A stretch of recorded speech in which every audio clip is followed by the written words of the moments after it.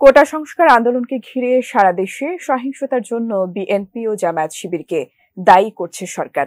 এমন পরিস্থিতিতে জামায়াত শিবিরের রাজনীতি নিষিদ্ধে 14 দলের নেতারা একমত হয়েছেন বলে জানিয়েছে ক্ষমতাসীন আওয়ামী লীগ। এবার জামায়াত শিবিরের নিষেধাজ্ঞা নিয়ে মুখ খুলেছে বিএনপি সহ বিরোধী রাজনৈতিক শিবির। কি মন্তব্য করল দলগুলো, জানাচ্ছেন শেখ ফরিদ। কোটা সংস্কার আন্দোলন ঘিরে সহিংসতার জেরে জামায়াতে ইসলামী এবং ইসলামী ছাত্র শিবিরকে নিষিদ্ধের সিদ্ধান্ত জানিয়েছে সরকার। এমন পরিস্থিতিতে জামায়াত শিবিরের নিষেধাজ্ঞা নিয়ে কথা বলেছে বিএনপি ও জাতীয় গণতান্ত্রিক পার্টি। গণহত্যাকে আড়াল করতে সরকার জামাত নিষিদ্ধের বিষয়টি সামনে আনছে বলে দাবি করেন বিএনপি মহাসচিব মির্জা ফখরুল ইসলাম আলমগীর। তিনি বলেন, সরকার একটার পর একটা ইস্যু তৈরি করে এবং সেই ইস্যু তৈরি করে ভিন্ন দিকে নিয়ে যায়। জামায়াতে ইসলামীকে নিষিদ্ধের বিষয়টি এখন আরেকটা প্রজেক্ট।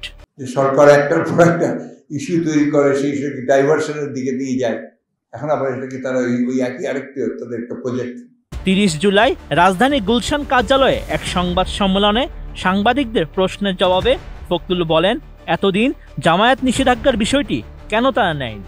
তাতে আমাদের কিছু যায় আসে। আমরা বিশ্বাস করি আপনার বহুদলীয় গণতন্ত্রে। আমরা বিশ্বাস করি যে যারা যারা এখানে রাজনীতি করে তাদের অধিকার আছে রাজনীতি করার। এখন জনগণের দায়িত্ব হচ্ছে সেটা যে কার রাজনীতি সে গ্রহণ করবে, কার রাজনীতি সে গ্রহণ করবে না। বিএনপি মহাসচিব আরো বলেন, পাকিস্তান আমলে কমিউনিস্ট পার্টিকে নিষিদ্ধ করা হয়েছিল। 100% কপার কন্ডেন্সারে তৈরি ভিশন ফ্রিজ, তাই গুণে মানে অটুট থাকে বছরের পর বছর। তখন বাম রাজনীতি যারা করত তারা সব দেশ ছেড়ে চলে গিয়েছিলেন। পাকিস্তান আমলে কমিউনিস্ট পার্টিকে নিষিদ্ধ করা হয়েছিল। বাম রাজনীতি যারা করতো, আমাদের মির্জা মোহাম্মদ সাহেব থেকে শুরু করে আপনার হাজি মোহাম্মদ দারাজ থেকে শুরু করে তারা সব দেশ ছেড়ে চলে গিয়েছিল। ভারতে আশ্রয় নিয়েছিলেন প্রায় 2 বছর সেখানে থেকে। তারপর তারা ফিরে আসে, যখন এটাকে উদ্র করা হলো তখন আবার তারা দেশে ফিরে এসেছিল।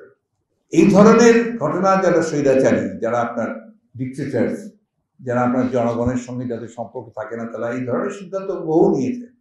একই দিন জামাত শিবিরকে নিষেধাজ্ঞার বিষয়ে কথা বলেন 12 দলীয় জোটের অন্যতম শীর্ষ নেতা ও জাতীয় গণতান্ত্রিক পার্টি বা জাকপার সহসভাপতি রাশেদ প্রধান। তিনি জানান, 14 দল আওয়ামী লীগের নেতৃত্বাধীন একটি রাজনৈতিক জোট। কোনো দল অথবা জোটের এখতিয়ার নেই অপর দলকে নিষেধাজ্ঞার সিদ্ধান্ত গ্রহণ করার। এই সিদ্ধান্ত সম্পূর্ণরূপে অগণতান্ত্রিক ও অসাংবিধানিক। তিনি এর তীব্র নিন্দা ও প্রতিবাদ জানান।